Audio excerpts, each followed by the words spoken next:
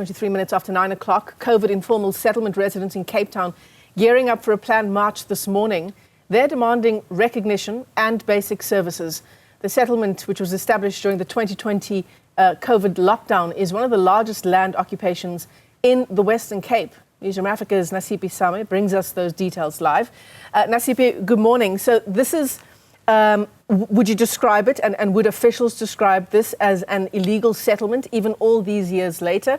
That's one of the issues that officials usually talk about when it comes to informal settlements, is that the land is actually not earmarked for people to live on, but people do build anyway and then expect basic services. What's the official line on what's happening there at the COVID settlement?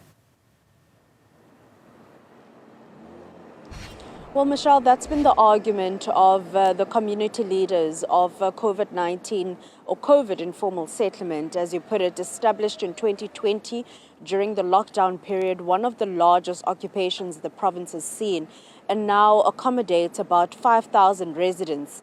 And they are making the argument that 5 years later, they are yet to be recognized, which ultimately sees the informal settlement not having any sort of service delivery from electricity, water and sanitation, roads. Community leaders are also arguing that due to a lack of service delivery in the area, they are now seeing other elements creep up, such as crime, as we know on previous conversations that we've had with the Provincial Commissioner of Police in the Western Cape, highlighting environmental design, which hinders in the work of the police in accessing various areas, such as COVID informal settlement, the lack of street lighting.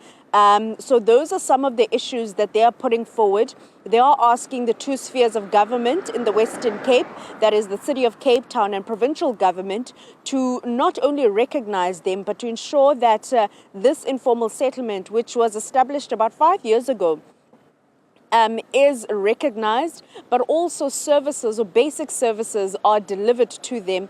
And Michelle, I will say that the City of Cape Town has seen quite the number of service delivery protests in the last couple of months. Just yesterday, hundreds of Khayelitsha residents from all the different wards marched to the City of Cape Town building or offices to hand over a memorandum of demands where they are demanding basic services and adequate services from the city.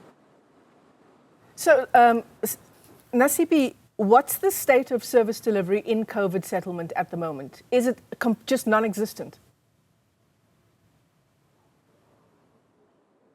Well, Michelle, we've been to COVID-19 informal settlement for quite a few times. And when we've been there, there is no basic services that have been provided to those residents.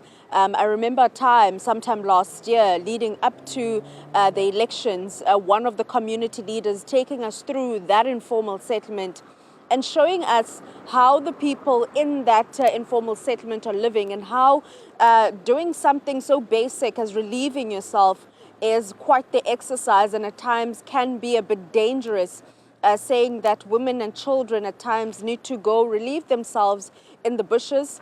Others have opted to dig holes in the yard that they live in, and making what one would say is a long drop form of a toilet. So basic services is something that is at the core of the march that we'll see today, that is heading to the City of Cape Town and also the provincial government, where a memorandum of demands will be handed over, and there the community will be detailing exactly what it is that they need from government and the various spheres of government.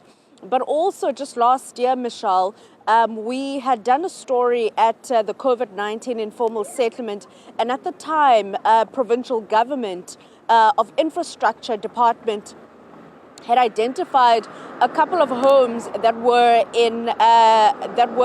built on the edge of a river, and had identified those homes and had relocated them. However, residents are saying it is not enough, because many of these residents are living in flood-prone areas. Nasiphi, and the conversation, those links between proper sanitation and the right to dignity. You'll continue to track that story for us.